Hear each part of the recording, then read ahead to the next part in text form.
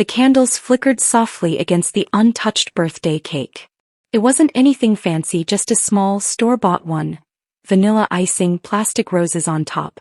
Elena Ramirez had grabbed it on her way home from the office, tucked between emails and client calls that refused to end. It sat there now on her kitchen table, untouched, like she was. The phone buzzed loudly on the counter, a shrill sound in the silent room. She didn't bother checking. It wasn't for her. It never was. Another buzz. Another notification. More laughter. More smiles. She finally turned the screen over and stared. The family group chat was flooded with photos.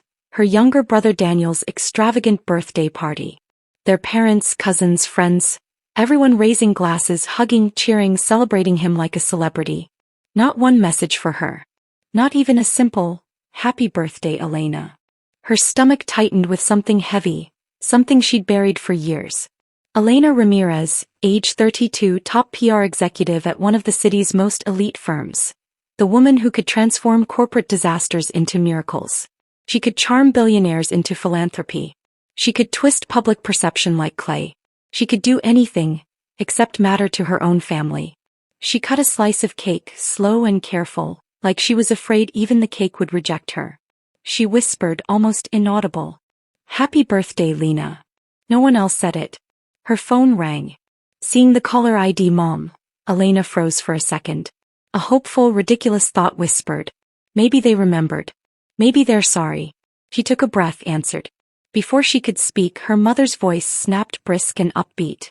"Elena, listen, we need to talk about Daniel's 10th anniversary celebration." Not hello. Not how are you. Her mother continued, rapid fire. "We're planning something big. Everyone's contributing. We'll need about 20,000 from you." Elena blinked. 20,000? Mom, that's... Her mother cut her off, irritated like Elena was being selfish. "You make good money. It's nothing for you. Daniel deserves a celebration fitting his achievements. Don't you want to support your brother?" Support. That word again. She'd supported him through every failure. Covered for him when he dropped out. Lent him money he never repaid. A lifetime of bailing him out. And now they wanted $20,000 for fireworks and champagne? Her jaw clenched. She forced a steady voice. "I'll think about it." Then she hung up before the tears betrayed her. She buried herself in work. Campaigns, deadlines, press statements. She worked so hard she barely slept. Yet every night she paused by the kitchen table, staring at the leftover cake she still hadn't thrown away. Why was she never enough? Why did she have to pay her way into her family's love? The questions echoed louder each day. She arrived at her parents' house with a bottle of wine, rehearsing polite conversation, promising herself she wouldn't cry, wouldn't yell, wouldn't let them win. But the moment she walked inside, she froze. The dining table wasn't set for dinner. It was piled with brochures, ballroom venues, firework companies, luxury catering samples, glittering gold invitations. Her father boomed happily. "Elena. Good timing. We were just discussing the fireworks display.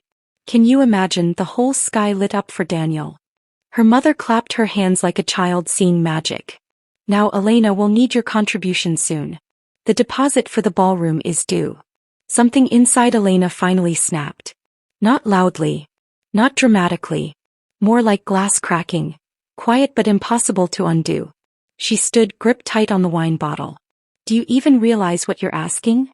The room stilled. $20,000. For Daniel. Again. Her voice broke, not from weakness but from years of swallowing her words. "Last week was my birthday. Not one of you remembered. Not one of you cared." Silence.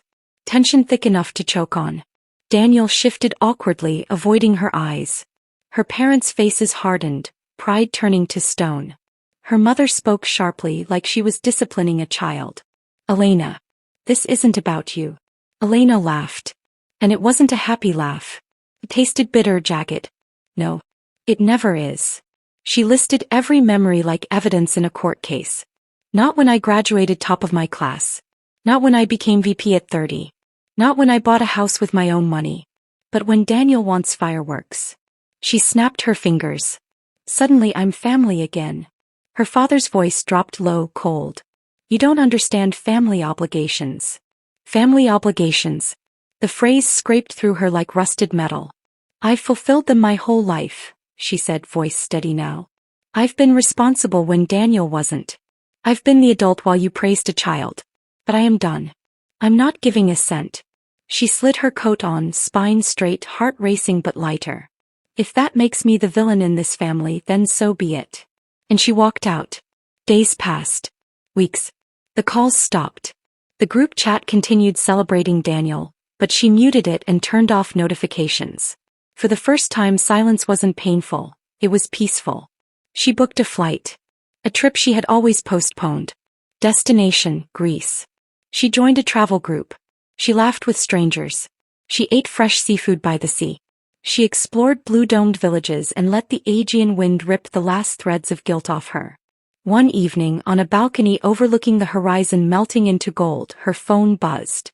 A message. From Daniel. "I'm sorry. I didn't realize how much you've done for me. I don't deserve it, but I'm grateful. I hope one day Mom and Dad see you the way I do." Elena didn't cry. Not this time. The tears came, but they were soft. Relief, not pain. He typed back. "Thank you. I'm glad you understand. But I finally learned something. I don't need their approval. I know my worth. And that's enough." The waves hit the rocks below, steady and strong. Like her. For the first time in her life, Elena felt free. Sometimes the people who should love us most fail to see us at all. Your worth is not measured by their blindness. It is defined by your resilience, your growth, and your courage to walk away from what no longer loves you back.